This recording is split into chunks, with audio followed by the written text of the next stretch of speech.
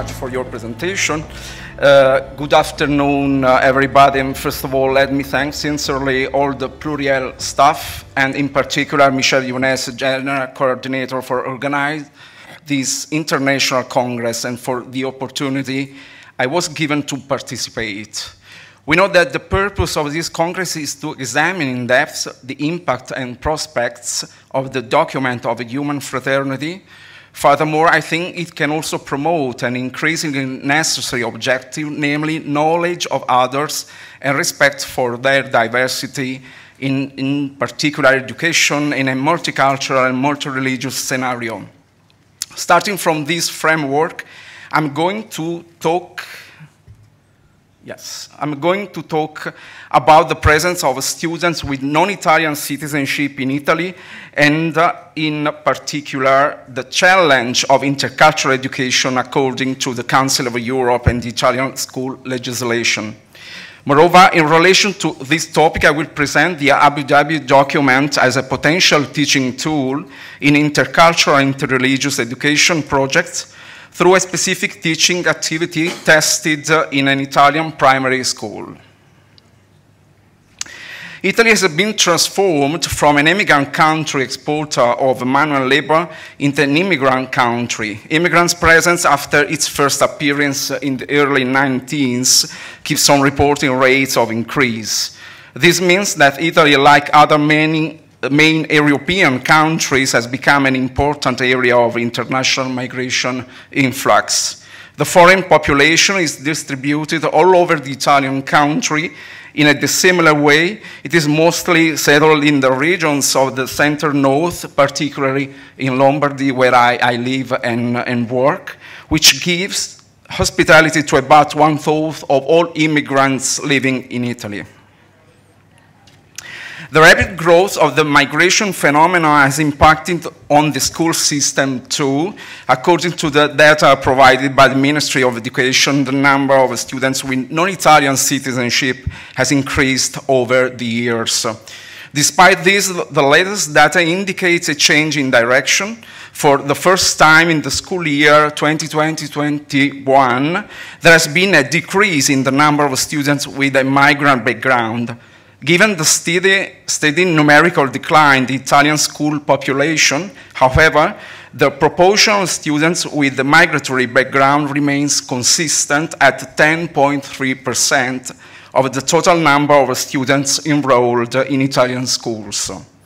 Finally, this presence is a characteristic of some geographical areas, especially in the north and center, in particular in large provinces such as Milan, Rome, and Turin. Lombardy is still the first region with the highest number of foreign students.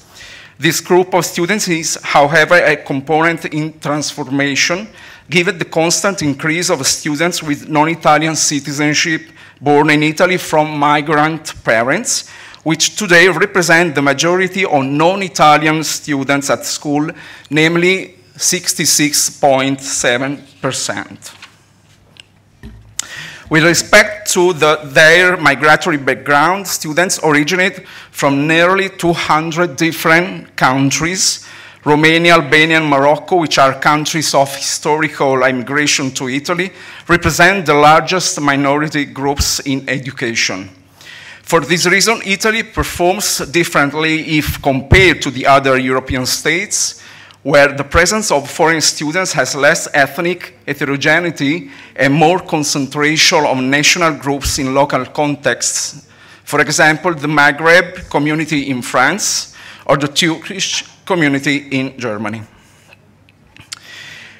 This is an example of a lower secondary school in Milan, in which linguistic, cultural, and even religious heterogeneity is evident. You have 20 nationalities and 15 languages of origin. As a matter of fact, this situation is also associated with religious differences which are present in Italy. ISMU Foundation specifically estimates that as July 1st, 2022, Christians collectively, namely of different confession, represent the absolute majority among foreigners living in Italy, whereas Muslims represent 29.4% of the foreign population. The Italian school has been increasingly becoming a multicultural school, a field of encounter between different cultures. The concept of intercultural education and dialogue is strongly promoted by the EU with the proclamation of the European Year of Intercultural Dialogue in 2008 as a key competence for teachers working in changing and diverse classrooms is now quite common in Italy, not only in books, but also in the area of school legislation.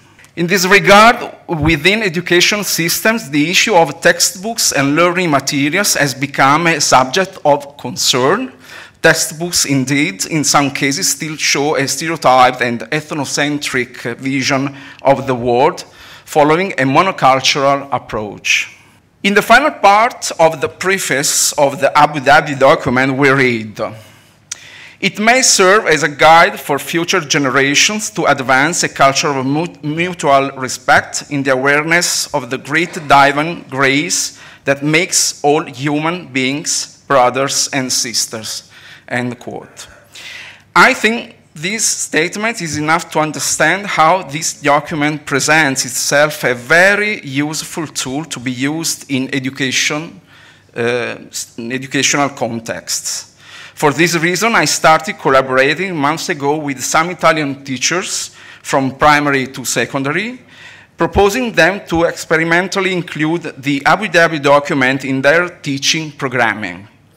The schools of the teachers I'm working with are located in different parts of Italy, in areas where there is a significant number of families with migrant background and specifically belonging to the Islamic community. Given the time to my disposal in the next few minutes, I will focus on the experience carried out in 2 fourth classes of Istituto Comprensivo di Manerbio, a primary school in the province of Brescia, in northern Italy. For this project, I would like to thank very much the teachers Albini, Filippini, and Pancera. In these 2 classes, the total number of students involved was 46, belonging to the following religions: Catholic, Orthodox, and Pentecostal Christians, Muslims, and Sikhs. The teachers involved were those who teach Italian and Catholic religion, while the subjects involved were Italian, history, and geography arts. The title of the educational path is "Che bella festa il 4 ottobre", that is in English, "What a beautiful celebration on the 4th of October". Indeed, it refers to a law enacted in Italy in 2005, in which the 4th of October is declared as an Italian civil solemnity and day of peace, fraternity, and dialogue between members of different cultures and religions, in honor of the patrons of Italy, St. Francis of Assisi and St. Catherine of Siena. Finally, no less important, from a collaborative network perspective, it is interesting to know that this educational path has been included in a very large project involving the entire school titled Nuovi Alfabeti di Umanità, that is in English, New Alphabets of Humanity. By using the visual note-taking methodology through a guided discussion, the students constructed the meaning of the following keywords: peace, fraternity, dialogue between members of different cultures and religions. Starting from daily personal experiences, the students expanded the meaning of these keywords, both founding different shades of meaning and recovering their etymological origin. Lastly, an aspect that I find very interesting, denoting the methodological approach adopted, is that these keywords were linked to important historical facts. For example, the Peace of Westphalia, ending the 30 Years' War, the Freedom Charter, promoting respect and fundamental rights for all people, and then finally the birth of the Italian Constitution. The students then watched the video of the signing of the Abu Dhabi document. In this way, the protagonists of the signature were introduced to them. Therefore, they analyzed the context of the event. As a result, they learned that before the meeting there was a long preparation. They faced very difficulties. They had a common goal, namely to give a message to the world. They were confident they were doing something great. They collaborated. They studied hard and learned from each other. And finally, they used kind and respectful words. Later, the students were guided to analyze the words spoken, along with the body language representing them through comics, as you can see, I hope, here. I'm so sorry that you cannot see the lower part, but by the way. Following a historical critical approach, the teachers presented various historical figures and significant encounters who in different areas and for different reasons, as witnesses of peace, developed several documents. In this perspective, for example, the students watched the movie Francis, Italy 2020, which retraces the events in 1219 of the meeting between St. Francis and Sultan al-Malik al-Kamil in Damietta, Egypt. Then the students were invited through a guided conversation to identify in the scenes of the movie which words and gestures were representative of the key words peace, dialogue, and fraternity. Lastly, the words and gestures identified were collected and illustrated on a class poster. After starting from the introduction of the Abu Dhabi document, the students analyzed the complex concept of fraternity. Given the knowledge on the two famous meetings, so St. Francis and the Sultan, Pope Francis and the Grand Imam, the students were asked to compare them to find common elements. The following elements emerged: religious affiliations, Christians and Muslims, dialogue, gestures, words of peace. By reflecting on words and gestures, the students made simple connection between words to arrive at the reflection that gestures can lead to collaboration and words can lead to dialogue. They therefore understood that words and gestures can lead to mutual knowledge. In this perspective, they spontaneously introduced the word values as a concept that unites all human beings. A short extract from the Abu Dhabi document was subsequently proposed. The words in bold that you can see here were examined through visual notes aimed at creating educational agreements. Among the students' educational agreements, it was written, solving problems through dialogue, while among the teachers' educational agreements, being available to discuss, listen, and share dialogue with the students and their families.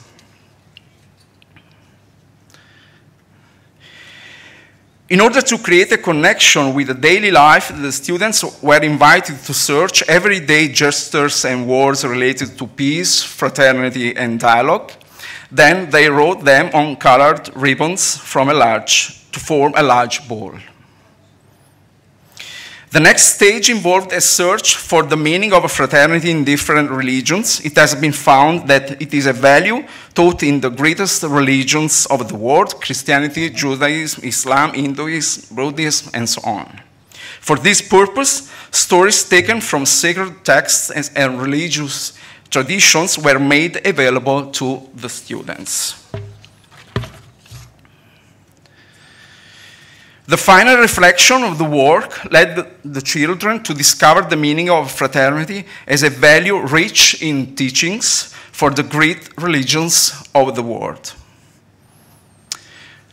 So just sharing with you some research findings, because as you can understand, this is a work in progress. 5 minutes. Yeah, I will get it. Given the age of the students, that is 9 years old, the teaching experience described produced the following research findings.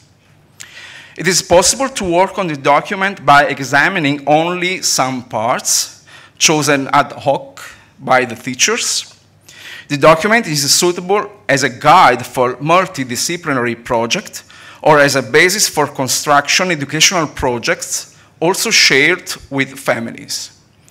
The documents need to be filtered through the student's life or friendship experience. The concept of fraternity is very difficult to understand because the students associated it more with concepts like friendship, bond, relationship, sharing. The concept of universality seems to be automatic, that is not necessary to repeat that it applies to all. For them, it would seem that they have an instinctive global vision. The students struggle to understand why in this document there are only the representatives of two religions and wonder why precisely these two and not the others. It was very important to employ the two protagonists of the document as witnesses in reference to which terms emerged from the students, such as dream, desire, commitment, long time, friendship. To conclude, presenting such a document to children can be challenging for teachers. For this reason, it is necessary to find the essential concept of some keywords to make them understandable to children, transferring them into their life context. Certainly, this work requires deep work among all teachers and an active involvement of families. In fact, sharing concepts does not mean trivializing them, but enhancing all the pieces that slowly students must put together to come to the full meaning of words. No less important, the essential condition for such projects is to have a shared vision of inclusion and a deep reading of today's social context. Finally, a pedagogical reflection also comes into play. So I just conclude with an open question. What educational challenges can the school face, starting from its own organization, the specific legislation and social demands, bearing in mind that it often has to bridge the educational inaction of families? شكراً على حسن انتباهكم.